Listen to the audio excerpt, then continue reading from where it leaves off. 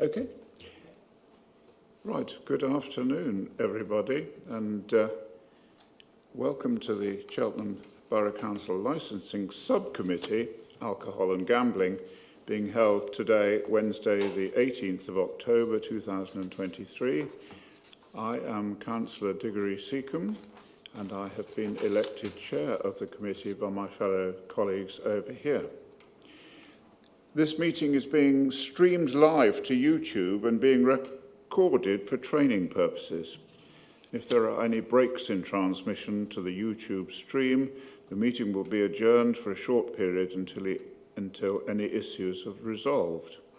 The meeting will be retained on the Council's YouTube channel for 4 years. Please also be aware that CCTV and audio recording is now in operation, and the footage and recordings will be held by the Council for 5 months. A fire alarm is not planned this evening, so if it does sound, please go to the nearest exit, which is the one you came in through, and there's also one over here. So if we go straight into the agenda, item 1 is for apologies, and we haven't had any. All of those who are expected to be here are here. Does anyone have declarations of interest? No? And we're now therefore able to discuss agenda item 3, which is the determination of a premises licence for the Quad and Nook Quadrangle Imperial Square. Because this is a regulatory item, members must be present and have heard the proceedings in their entirety to vote on this item. We will ensure that the licensee and the licensee's representative, if they have one, are present at the meeting. I will ask the licensing officer to introduce the report in a moment. Members will then get an opportunity to ask the licensing officer questions based on what he has said. The applicant or their representatives, if present, which you are, will get an opportunity to ask the licensing officer questions as well. If we have any objectors, they will be given the opportunity to speak, and we ask you to limit this to no more than 10 minutes. I gather you're not intending to speak at the moment. No. That's fine. Thank you. The applicant or their representative will then be given an opportunity to present the application, make the case, and we ask applicants to try to limit this to no more than 10 minutes. Members can then ask the applicant questions. Members will then debate the matter, and the applicant will be given a final right of reply, and then I will read the resolution that we're voting on, and we will go to the vote. So at this point, I would like to ask the licensing officer to introduce the report. Thank you, Chair. I'll keep this quite brief. We're here tonight for the determination of an application for a variation to a premises licence. So we have an existing premises licence in place for the Nook and the Quad and Nook, I should say, and this is a variation, an extension to that existing licence. In summary, the variation is to extend the sale of alcohol and what's called late night refreshment from midnight until 0200 each day, to extend the opening hours from 0800 in the morning until 0230, which reflects drinking up time effectively, which is obviously common practice with a lot of licensed premises, to add the provision of regulated entertainment from 1000 hours until 0200 hours the following day, and to add an additional hour to the standard times to reflect where the clocks change, basically, which again is quite common practice with licensed premises. This extension of hours is to apply solely to the Nook on the 5th floor of the business. There is a reference in the report to an update from the police, and I'll come back to that once I've finished my report. We've had no representations from what are called responsible authorities, so that's the police, the fire, the environmental health and those bodies, but I will talk a little bit more about that just at the end of my presentation. And we've had 11 representations from what are called other persons, which has been referred to as interested parties in the reports. The council, in coming to this determination this evening, must consider the legislation itself, which is the 2003 Licensing Act, which has an emphasis on 4 licensing objectives, which are the prevention of crime and disorder, public safety, the prevention of public nuisance, and the protection of children from harm. And we must also have regard to what is called the statutory guidance, which is quite a detailed document which guides local licensing authorities and all parties to these processes, how the process should work. And then we also have local policy considerations, which is where Cheltenham Borough Council has a published statement of licensing policy, which gives an idea on a local level for the areas where there is some discretion within the legislation, how Cheltenham Borough Council will approach things. It should be noted that the Licensing Act is quite prescriptive, and there is a lot of case law around the Licensing Act, so there is a lot of local discretion in terms of how the council deals with things, but there is some guidance in our statement of licensing policy. One of the things that the council has tried to do is to give an idea for core hours around licensable activities. Now, these aren't hard and fast, these aren't black and white, but they're there for guidance within our policy. And where we talk about restaurants in that policy, it says that basically licensable activity should be between the hours of 1000 hours and 0100 hours. But obviously, it's open to an applicant to make an argument for the council to depart from that. And if the council does depart from that, then obviously it should be given some cogent reasons why it's doing that, why it thinks that's relevant. And there is some guidance at 511 in the report on page 7, some of the considerations that we might make, but I'm sure that the applicant will make an argument for the council to consider departing from that policy principle. We've got some information about conditions in the report, which basically they must be appropriate for the promotion of the licensing objectives, and they must be considered effectively necessary, although the word necessary is not necessarily used. It's not for the council just to arbitrarily apply conditions to an application. They should be considered as relevant and meaningful to promote the licensing objectives. And they should be clear and unambiguous. Each application must be considered on its merits. That's one of the defining principles of the Licensing Act. And the options for the committee to tonight are to grant the application with no conditions, to grant the application with the addition of no further conditions other than those that have already been agreed, to grant the application with those conditions and further modifications if they choose, or to refuse the application. That's the nub of it. For the committee tonight, the committee will be considering all the written representations that have been made, where they're considered relevant to the promotion of the licensing objectives, and we'll be weighting those accordingly on the balance of the nature of the evidence that's presented. A number of the representations make reference to existing premises or existing issues, and obviously the committee must consider the impact of this particular business and not issues that may have been caused by other businesses. If there was a lesson to be learned from something that had gone on in another business, maybe there's an indirect link there, but members really have to focus on the impacts of what they think this business will cause.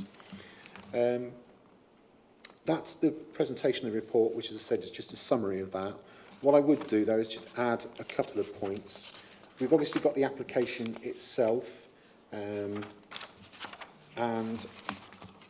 this should have been, I wasn't the officer that produced the report, but we did have comments from the Environmental Health Officer, which really should have been included, which might have been quite helpful.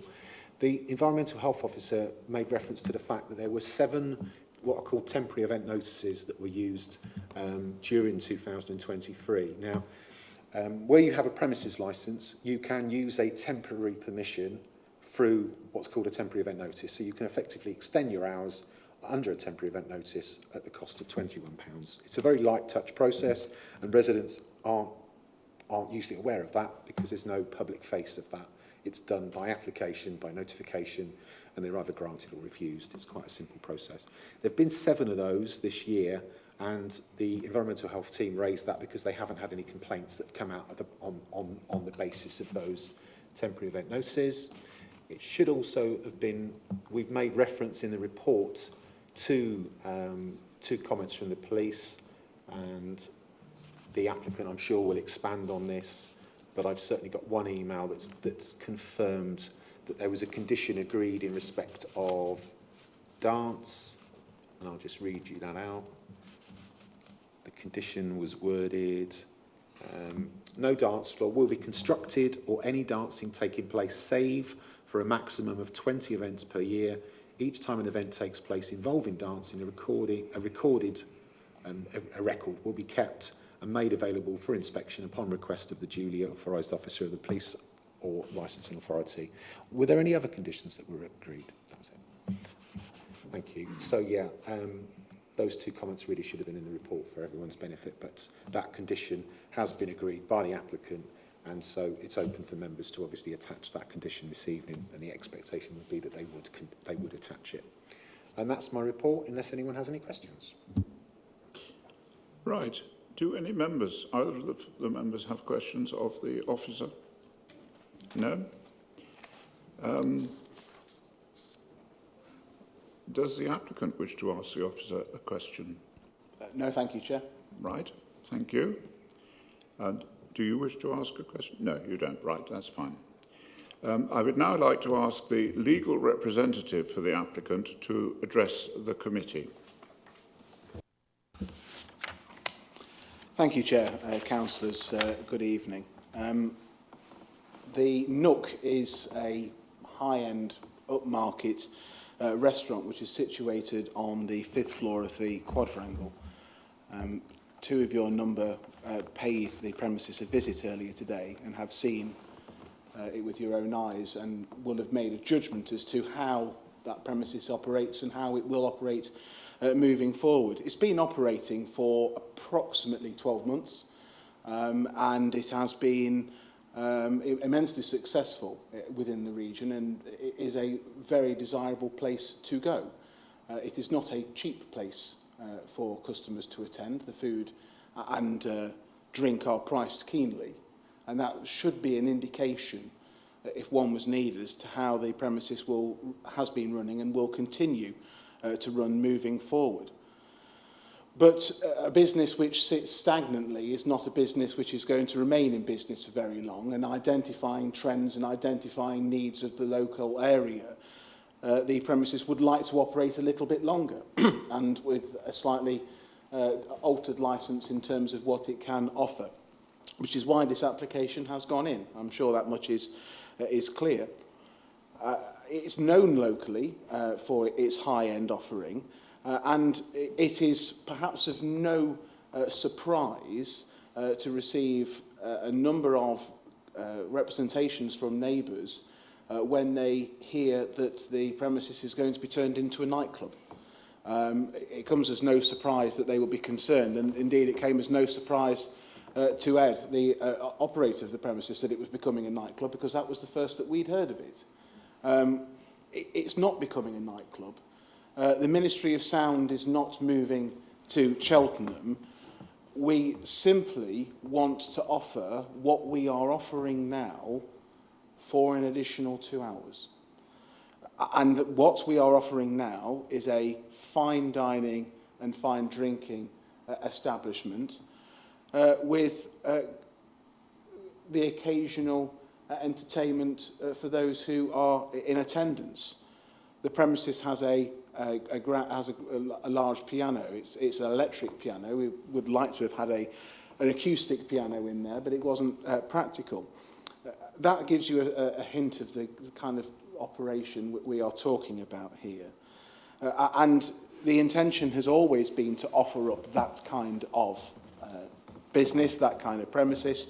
It's never been with the intention of turning into a nightclub. The premises has Molton Brown in the lavatories. It doesn't have someone giving you a squirt of aftershave. And that was always the intention and will always be the intention moving forward. What we are asking for is only 1 hour over what the council in its policy deems to be appropriate for this type of operation. And as the licensing officer has correctly identified, we would wish to show that there are reasons for granting an hour above what is accepted as being core hours for a restaurant. And hopefully those reasons will become clear throughout what I hope will be a relatively brief address to you. It's only right that those residents express their concerns. They're entirely understandable concerns when one reads in the newspaper, as they had done, that it was turning into a nightclub. And they have understandably expressed concerns which centre around issues of noise, nuisance and public disorder, which go hand in hand with their late-night economy and with late-night drinking establishments. And we hope that we will be able to demonstrate to you that those concerns, whilst well-founded, are not appropriately attributable to this particular premises for reasons which will become clear. To ensure that we were able to maintain good practice and put forward an application which was unlikely to attract opposition from any of the responsible authorities, we engaged with the environmental health officer and with the police. Those conversations helped frame the application, and indeed the application conditions have been drafted with the assistance of the police and will hopefully reflect an operation which is always going to have the licensing objectives at the forefront of its mind. But what is of importance, I hope, to this committee, but also to us, is the fact that neither of the responsible operators, the police or the environmental health officer, had any significant or indeed any concerns about the operation whatsoever. There have been no complaints about the premises to either the police or the environmental health, and that is exactly what we want, and that is exactly what we want to continue. And it's our intention that the premises will continue to be run in the same manner which it has been to date, without those concerns arising, because we want to be good neighbours to our neighbours. We'd like them to be customers as well, and there's no way that we are going to attract our neighbours to be our customers if we're going to annoy them with having loud, disturbing evenings entertainment. It's a nice part of town, and it's entirely understandable that they would want to protect its tranquility of the evening. And when I read the objections and read some of the horror stories of things which have happened, it's easy to understand why those concerns would be voiced. But it's right to say that those concerns are raised in the direction of other premises, perhaps I dare say other not so well managed premises, which attract a particular type of clientele for a particular type of evening. We are not attracting those clientele for that particular type of evening. And we hope that we've been able to demonstrate that the premises can be run at these later hours without causing a nuisance to anyone or to our neighbours. And we've done that with these temporary event notices. And I'm grateful to the licensing officers for raising those. There have been a number of events. Some of them have been private events for weddings and parties. The premises has hosted the Cheltenham Jazz Festival, which had a 2 a.m. finish back in April. It's hosted other events with live music and recorded music with 2 a.m. finishing, 3 a.m. finishing, and there haven't been any issues. In fact, on one of these occasions, to test how the noise output might be audible in the locality, the music was turned up to a reasonable high volume, and Ed, the operator, went out and listened, and there was no audible sound at street level from the areas where these representations appear to have come from. So we are confident that the temporary events that have been used, and indeed there's another one coming up later this month, is evidence that the premises can be run at late night with entertainment and with alcohol in a manner which does not cause the kinds of Armageddon which are painted by the representations. But those issues are not just centred around noise. There are also concerns regarding how people behave themselves when they are leaving the premises. And that is, again, entirely understandable. naturally, not everybody will want to leave a premises at a particular time. People will come for dinner, stay for a drink, and they will naturally filter out when they wish to filter out. Not everyone will leave at the same time. It's our hope that by having longer operating hours, that indeed the time frame when people will wish to leave the premises will be diluted even further. So people will be able to choose to leave when they wish to choose in a greater period of time. But also the premises has a naturally built-in bottleneck, which will have the benefit of staggering our customers as they leave, because except in emergencies or special circumstances, you have to leave via the lift. And the lift will probably comfortably handle about 6 people. It takes a couple of minutes to go down. So realistically, the premises will have, at its busiest, 6 or 7 people leaving perhaps every 2 or 3 minutes. And I think it would be also right to say that with the presence of a robust dispersal policy, which I think you've all had an opportunity to consider, it's provided beforehand, that the premises has clearly got noise nuisance caused by people who are leaving at the forefront of its operation. And we are taking it seriously. There are notices which tell people that they should behave accordingly. There will be security staff, as we've agreed in the conditions, who will be in attendance, who again will police and monitor behaviour. And when one reads about the sorts of difficulties which our neighbours have encountered from other operators, we would hope that having a wider selection of well-behaved customers out and about leaving the area at that time of day will in fact improve matters, because those who are inclined to behave badly at that time of the night or that time of the morning may less be likely to behave badly if there are more well-behaved people, and those are our customers. Those are the people who will have enjoyed their evening's entertainment at the Nook and who will have left the premises, and that is what we believe will happen. We're not asking, we would hope, for too much. We appreciate that the council has its policies and the council will respect its policies.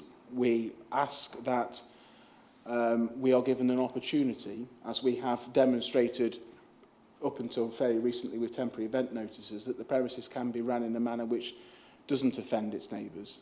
There have none of the representations which you have considered appear to say anything negative about the Nook. In fact, one of them even describes it as being an upmarket venue which is acceptable in the local area. It will continue to be an upmarket restaurant which we believe wholeheartedly will be a well-run establishment which will cater for a clientele who will not cause the types of problems which our neighbours have referred to. Unless, Chair or Councillors, you have any particular inquiries of me, those are my submissions at this time. Thank you very much. Do either of the other councillors have a question? Councillor Harman. Thank you, Chairman.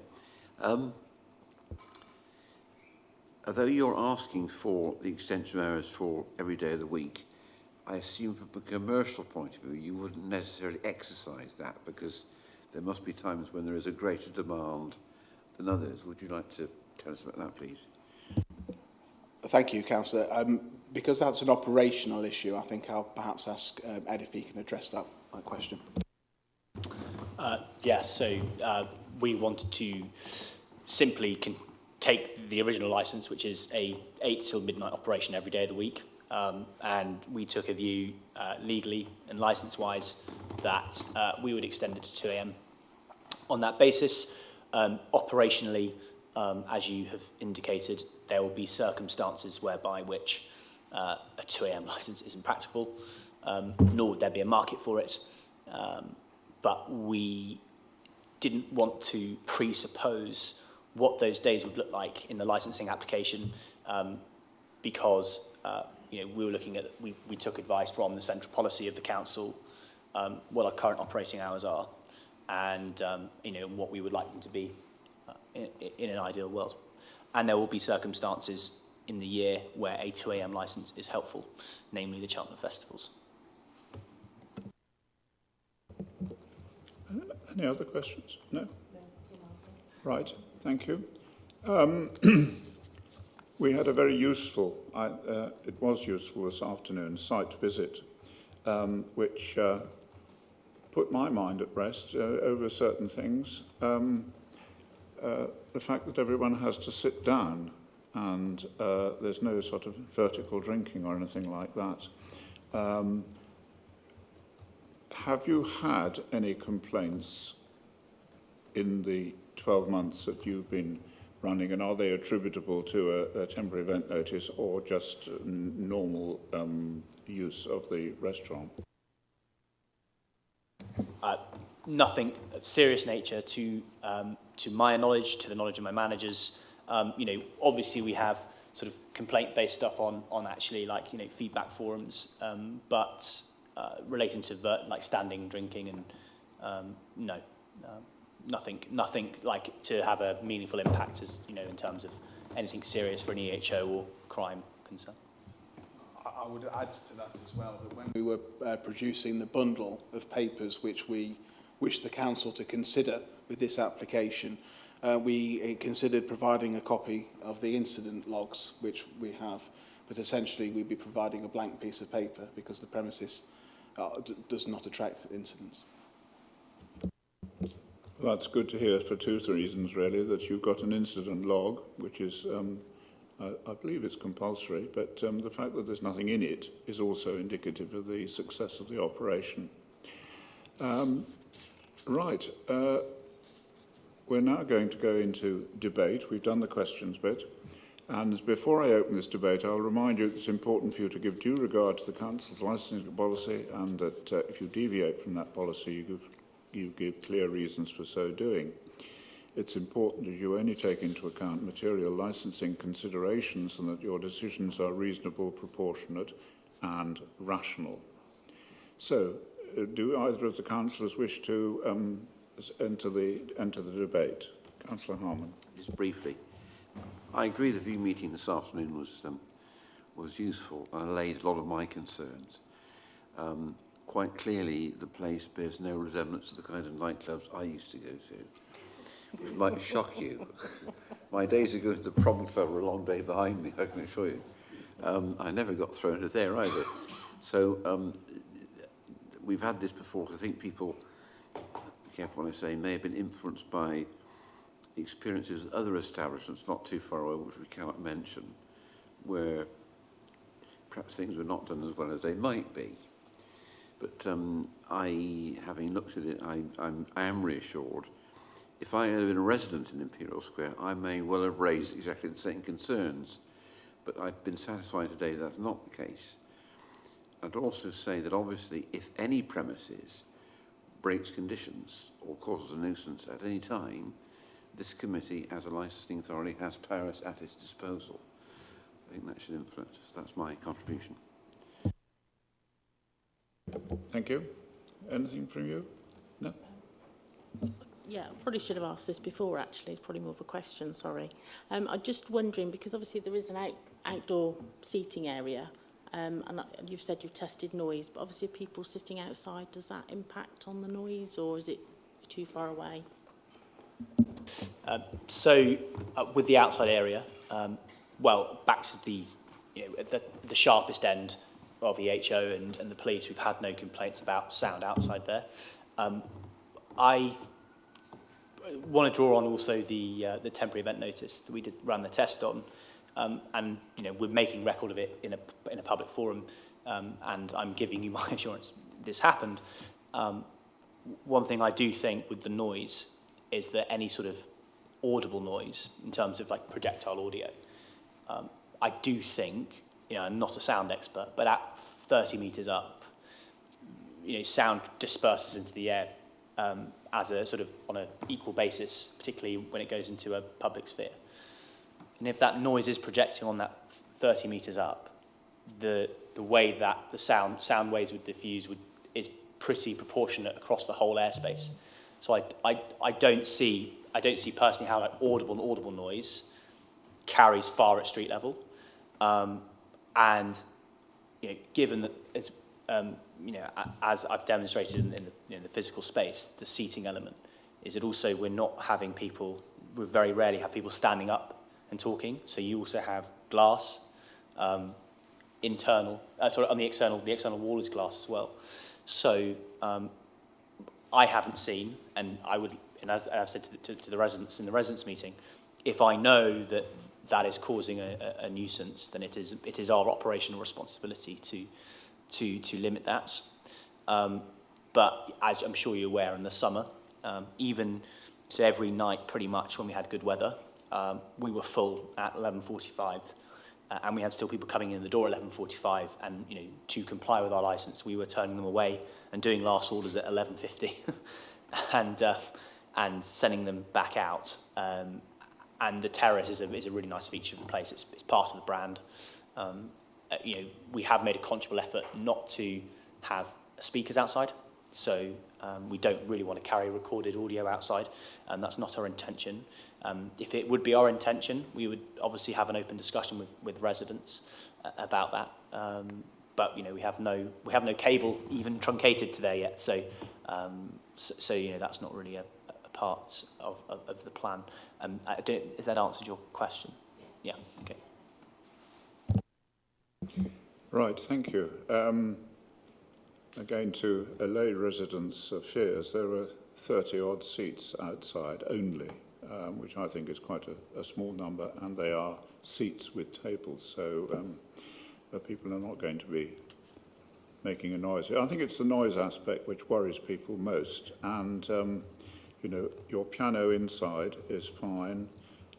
As soon as you get into larger combos, then there could be a danger of that noise exceeding the volumes which are acceptable to residents around the square. But I also accept that you tried it on one occasion with playing as loudly as you could, and it didn't seem to impact on the residents round about.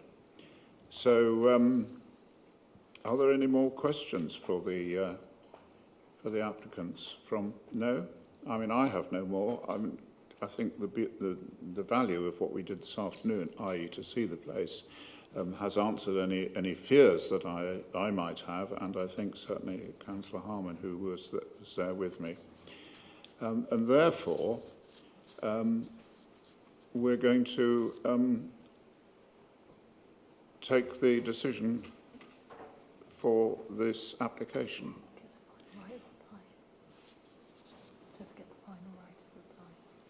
I beg your pardon. I've just been advised that you are allowed to say a little more if you wish, the right of reply. Yeah, I was to say, do you want to say? Yeah, just quickly. I actually, the process it has been more difficult from a commercial sense, because we were, unfortunately we can't control what journalists say. But notwithstanding the journalist comments, notwithstanding that, there still are noise and public nuisance concerns, and I think had we not had the journalists writing the wrong things, the things that we've put in place beforehand have always actually a lot of it has already been there, and we would continue to have that in place, and we would always like to, and we spoke in the residents meeting about how we have an open line of communication. We want to open more so that we can be good neighbours, and I know that they haven't had the best experience with other venues, and it is my sincere wish to make sure that we don't add to the problem, and actually we add something. I mean, my representation's point about a more suitable demographic vacating the premises, if that has a positive influence on the nightscape in Cheltenham, then I'm hoping it will be a good thing. We add a positive element to the night scene here. Thank you very much. I'll just mention two other things before we go to the decision. I don't know how you would manage this, but it might be a good idea to have a telephone number that is accessible I don't know whether you have that notice at the bottom of the stairs, so that people could go across and phone that number. If there isn't there, that would be a useful thing to have. Is that something you have or have? Yes, so we agreed in the residents' meeting, and it is my assurance that we will provide a number. I've already given, I think, a couple of people my mobile. You've got my mobile, yeah. And I explained to them that actually is not the most useful contact, because I don't live in Cheltenham, and I'm not, although I'm the managing director of the company, I'm not the operator. So we have our virtual telephony system, and I am just provisioning a special number that goes directly to our restaurant phone. That we picked up, and then we'll go on a hunt, what's called a hunt group, which hunts to like the managers on duty's mobiles. So if the phone rings out, doesn't get picked up, it will go to the bar's manager or the manager on duty's phone. And we are writing guidance notes on, managing stakeholder relations on the night. So one thing we do have is we have blinds, we have, we have all sorts of other tools that we can use on a not discretionary sounds wrong, but on a friend, on a working, as part of our working relationship. So yeah, that's all possible. Fine, thank you. And I've just thought of one final question to ask you. Have you ever escorted anybody off the premises for being rowdy? No, we haven't. But we do have a record very recently of a refused entry, which is quite laughable. But yeah, we refuse entry. We have challenge 25 on all the bars. And I think, as you said, the nature of the establishment with tables, chairs, I don't think it has really attracted that yet. I think that's all that I want to say, and I'm going to ask the members of the committee to go to the vote. Now, we have two options to grant, one with extra conditions and one with conditions that are already in place. And I think the obvious one is to go with the conditions that are already in place. Can you just say that again? Sorry, there's the condition obviously agreed by the police. Are you referring to that, or do you mean the conditions already on the licence? That's already, which was agreed by the applicants. Yes? There was a police condition, yeah, the one Right. about the dance, Right. dance Okay. area. Or another, so can we have a vote on that resolution? Sorry? Yes, including the police commission condition. Right, that is unanimous. We don't need to go through the other two applications of refuse because we've accepted. And I hope that is a sign for a successful career at this particular establishment. And I hope you feel happy. Thank you very much. In that case, I call the meeting to a close.